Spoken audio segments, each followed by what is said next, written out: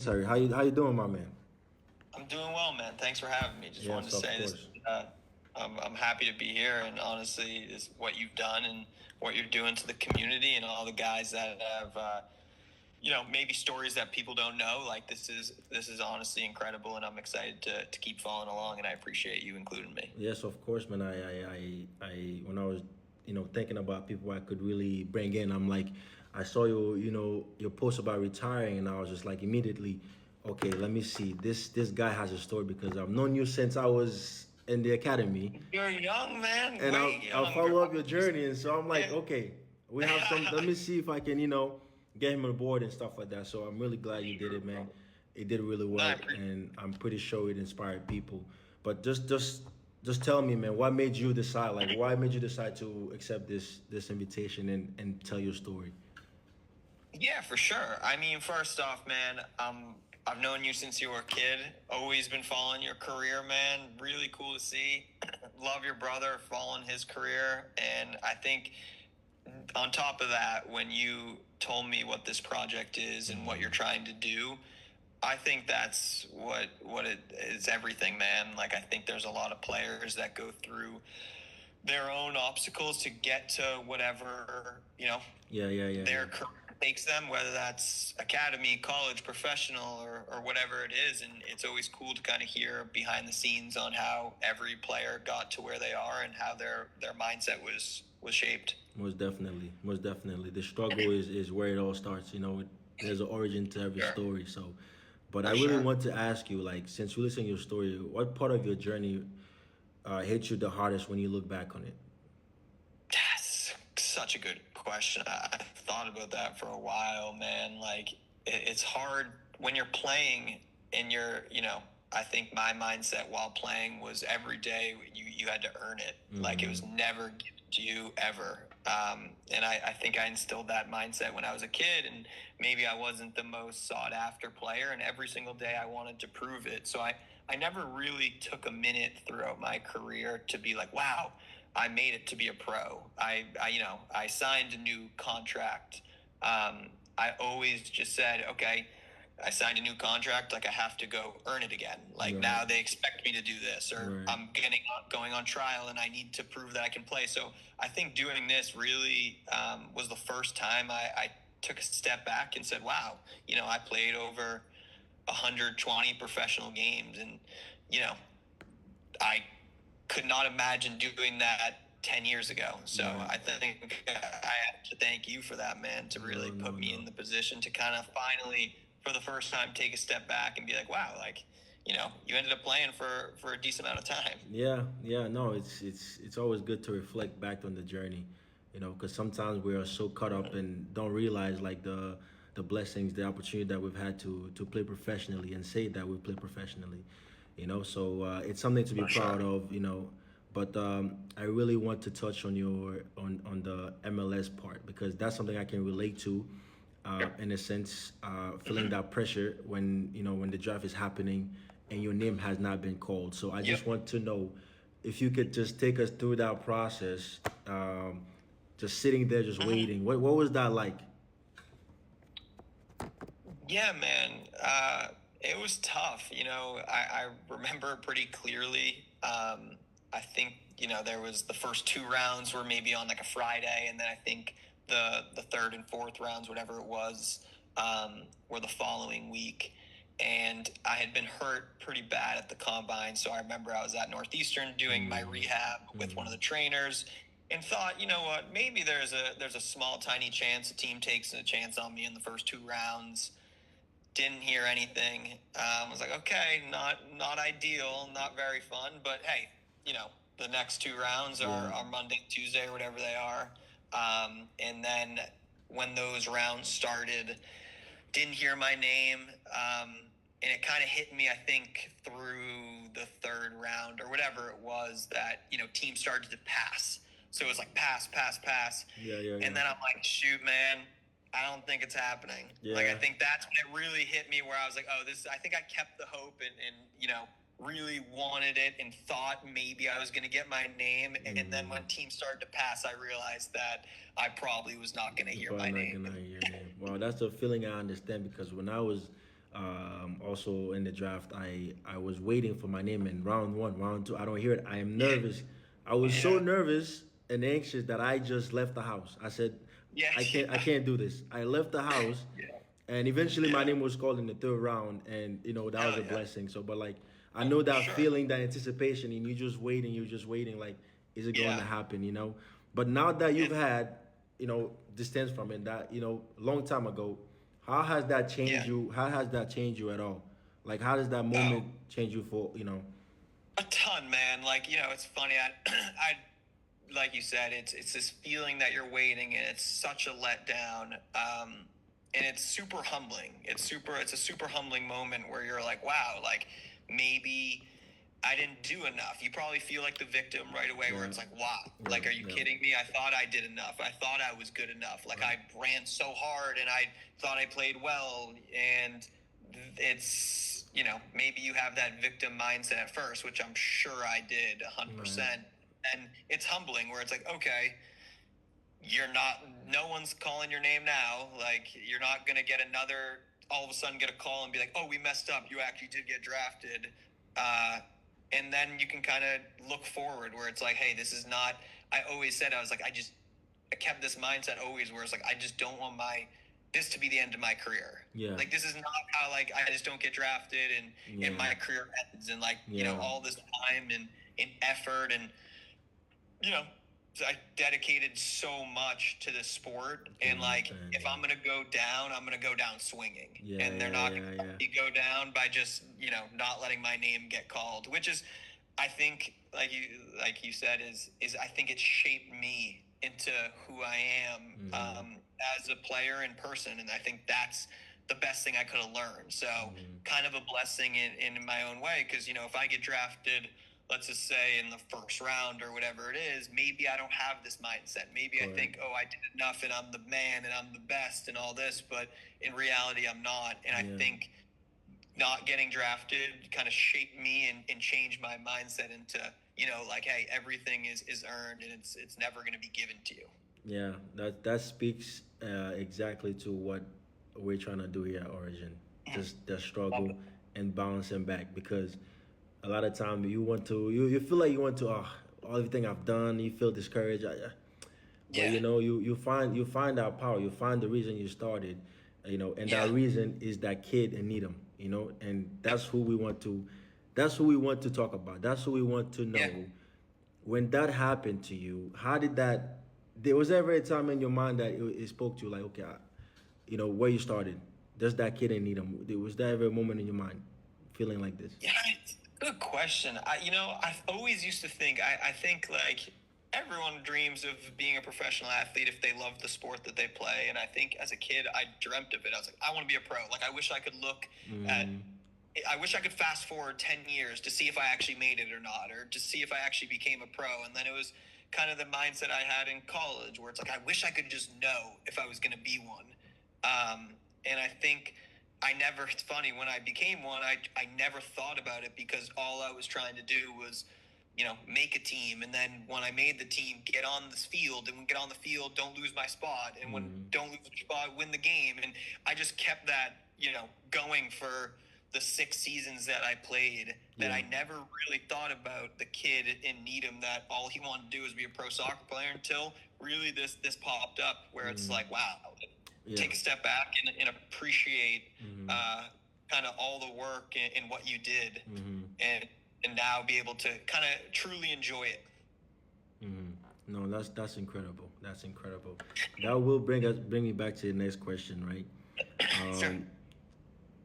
You might have answered it a little bit in the past answer you just gave me, but when you think of about 6 years ago as a pro, 6 years as a pro, is there a moment that really captures who you became as a player and as a person? Was there a moment that really happened in your career that just click and be like, oh man,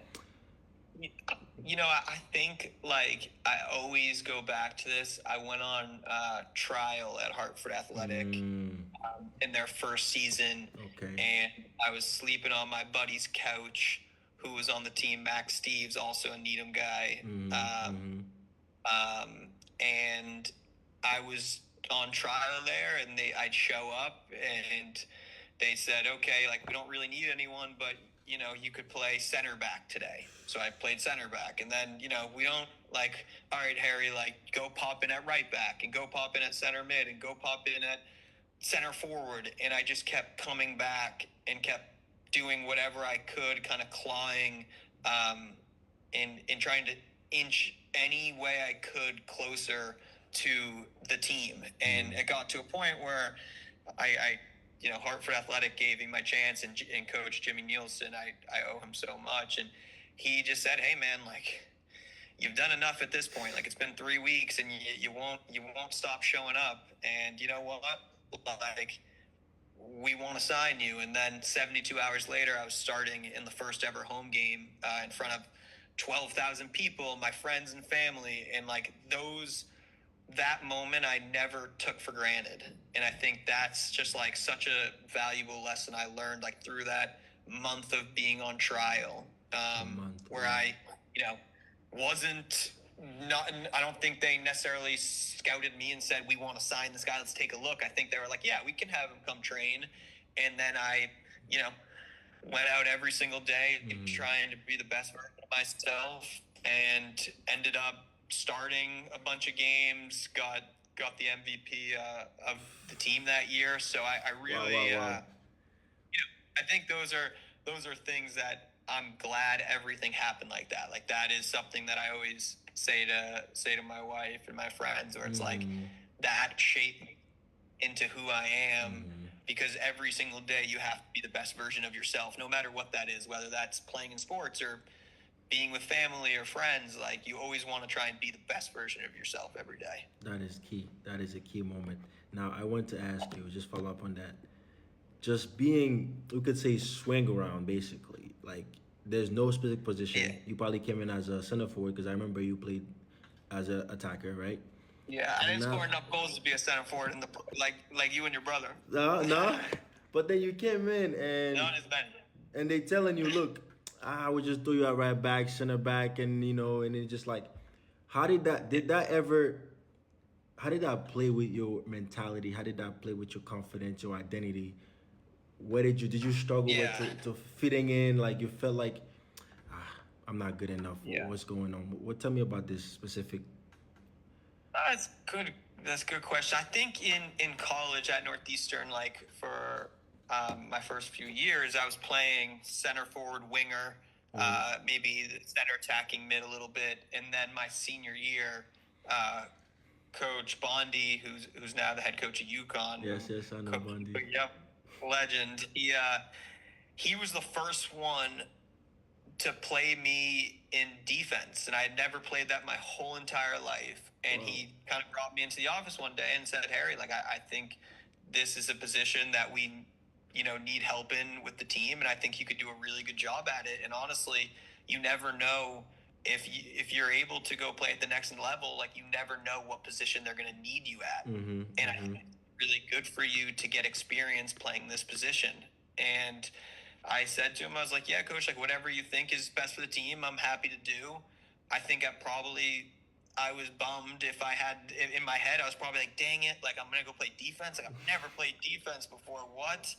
But honestly, that's something like I owe him so much, because when I went to the MLS Combine, the first game I was a right back. And the first game I ever played professionally was a right back. And I think being able to be versatile and play in all these different positions, or at least have experience in all these positions, was probably the reason why I got signed by Hartford in the first place. And then I think I played 4 or 5 different positions that year. And then in New Mexico, I had played both wing backs, both outside backs, both wingers. So like that is so key. And I always say this, where it's so good to be versatile, because you never know what is going to be needed. And if you get on the team and, you know, you're busting your butt every single day, like, you know, and the coach needs to play you, he'll find a spot for you if you're versatile. Definitely.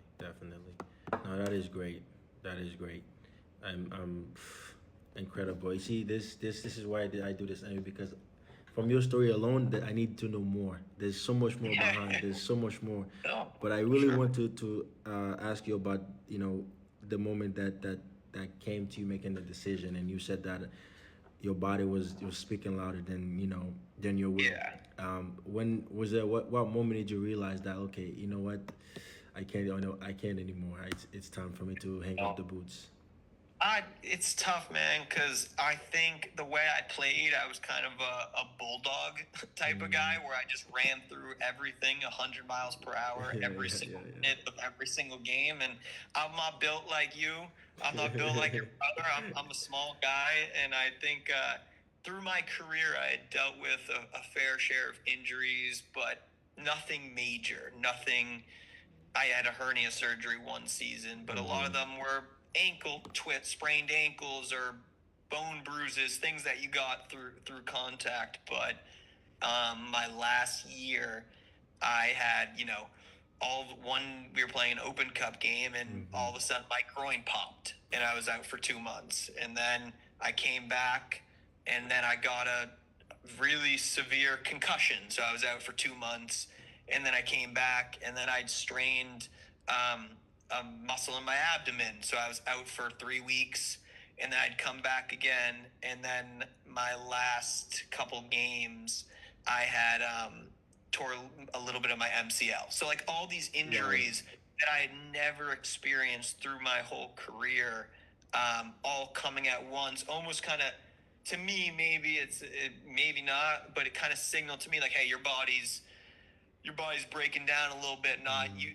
what it used to be, where you could run through a brick wall and get up and keep doing it. Wow, man.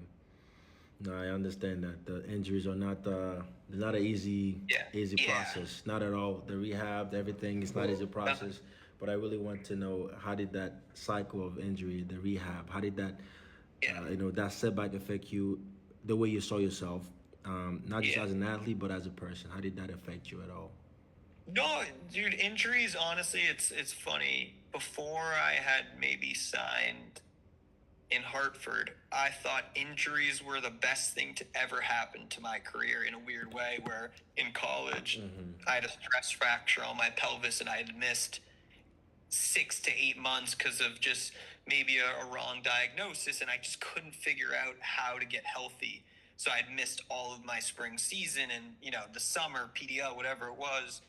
But once I found out like the proper treatment and the proper rehab, that actually helped me in my career so much. So when I became a pro, I treated my body like a pro, and obviously at the combine, I sprained my ankle really bad. So then I felt like every injury I got was like a different part of my body, and I learned how to rehab and take my body seriously and do things that I should be doing, whether that's strengthening exercises or all these things. And those are lessons that I had learned before, like that I took out of soccer as well, like how to take care of your body and like how things, I think it was something that I didn't necessarily know. Like I think a freshman in college, when I met you, I was eating blueberry muffins every day and never stretching.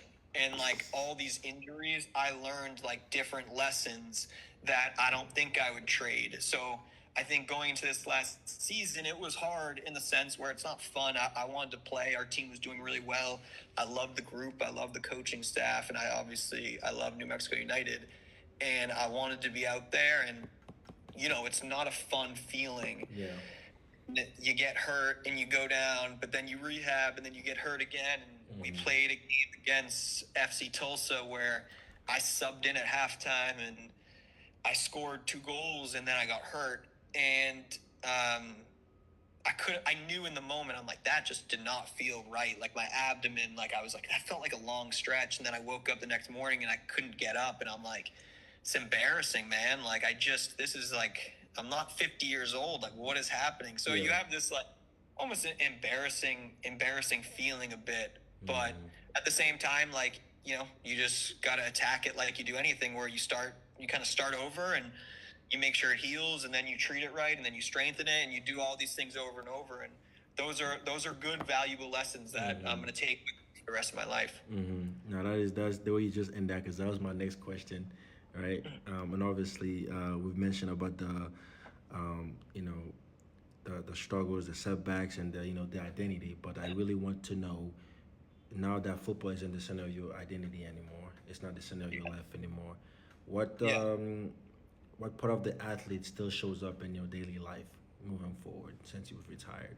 I think, I think everything, man. I think we become creatures of habit, or at least I am, where I got obsessed with the routine of, even in college, waking up super early, getting a workout in, making sure you get everything done, going to classes, then going to practice later, and then, obviously as a pro, you get to do that for your living, which is a dream come true, where it's like everything is centered around, how can I be the best version of myself? And I think taking that into this next chapter of life, which is, I am a creature of habit for sure, but just trying to be the best version of myself no matter what I'm doing, and whoever I'm chatting with every single day is just all those lessons you learn through the grass. Take them into this next chapter of life. Yeah, yeah. Okay, now of all those lessons you speak about, because you just mentioned all those lessons you learned, which of them do you think will guide you the most? All the lessons or values will do, you know? No, I think Is there a specific one that you think? that's a good question. To me, it's be a good teammate, and obviously, Yes. it's to me, like I always used to say to guys in New Mexico, is like, I don't really care. I want to be remembered as a good player, sure, like that's fine. I more importantly want to be remembered as a great teammate. Like I want like my name to come up in years to come, and if it comes up, I don't care if you don't mention anything about soccer or how good I was, or how fast I ran. I want you to be like, that was an unbelievable teammate. And like that's the stuff I used to say in New Mexico a lot, where it's like, that's what I want to be remembered as. And I think being a great teammate is, while it's in sports, but it also is in life, is being a great husband to my wife, and being a great son to my parents, and brother to my siblings, and friend, just being a great teammate in all aspects of life. Okay, very nice. So I want to, obviously we're close to the time, but I really want to ask you about how when the time came to officially retire. What was that like for you? What was the emotion like for you? Now that it's been a week now, I think. Now that we probably settled down. Now, how do you wrap up your career? How do you feel now? What feeling do you feel? Pride, fear, relief, or what is that emotion? Good question. I think pride. I think there's a sense of pride of being able to live out my dream, and maybe not necessarily it wasn't supposed to happen, but I think maybe trying to not prove people wrong either, because I had so many people that supported me and wanted the best for me. But I think just being an undersized kid that was maybe not as heavily recruited and all these things, like I feel prideful that I was able to play as many games in professional soccer as I did. Like I feel very prideful of that. Yeah, that is something to be proud of. And as I said before when we started, not many people can say that they did it. Some people go close and they don't, but you had something in you that pushed you further, and that's origin, and that's what I want to know. When you face these moments, man, when you face these obstacles, there's something that pushes you, and that's exactly what I wanted to really touch on. But I really want, before we finish here, I just want to know, and for athletes who feel overlooked or on the edge of giving up, what is the one thing you wish you had someone had told you when you were in that position? I mean, just keep. Honestly, it's kind of cheesy and corny, but just keep showing up and keep being the best version of yourself every day. Like I've had coaches say that, and you're like, why is he saying this? Like, of course, but it's so true. Where it used to be like, can I be the best version on game day? Like, can I? Like, I need to be. And then it became like, once you get to college, it's like, can I be the best version of myself every day? Because I need to play, and I need to get on the field, and the only way to do that is every single day I'm being the best I could be, and that's not the best another guy could be. It's the best Harry could be, and I think that's something, man, that like I play with a lot of teammates that were better than me, and they're probably could have been better professionals than I was. But I think my mindset was always just like, I need to focus on me and be the best version I can be every single day. And, you know, wherever that takes me then that's where it's going to be. I mean, that is all you can do. And I think a lot of time players don't know what that looks like. They don't know what that best version of it, the best version of themselves is. And I think that version you find out through experiences, you find out through struggles, through setbacks, and you've had those. And so you're able to understand and realize, okay, what is the best version of myself look like? What does that person look like? And I think a lot of players don't know what that is and what that person looks like, because maybe they haven't faced their setbacks. They haven't sit down and really face their struggles, trying to run away from it. But I think when you really sit down and really face it, you really understand, okay, this is the guy that I need to be every day. And I just want to, and this is another thing I'm trying to spread on Origin, is to spend time with yourself and reflect. You know what I mean? Because you know the game a lot of time is mental. You know, if you can just mentally challenge yourself, you know, you can bring that guy out every day. And the thing is, no one is told how to do that. You know. How to be that best version of yourself. No one's going to. I don't think anyone told you how to be. They tell you to be the best you can be, but they never told you how to do that, right? So you have to find out the hard way, through your setbacks, to rejection, to being thrown aside, and just being a great teammate, and just being the guy that, you know, you want me there, I'll play there, you know, because you just wanted an opportunity. And so I want to thank you, man, for making this interview happen, for coming in and sharing your story. I really think that it will inspire at least one person. Of all the people that's viewed your story, that read your story, I'm pretty sure it will inspire one person, and that is my hope. And I think it will happen, man. It will happen. I appreciate it. Yes, well, brother. Thanks for having me on, bro. This is the least I can do, and if it inspires anybody, then I'm happy. But I appreciate what you're doing and everything you're doing. I'm excited to keep following along. Thank you, brother. I appreciate it.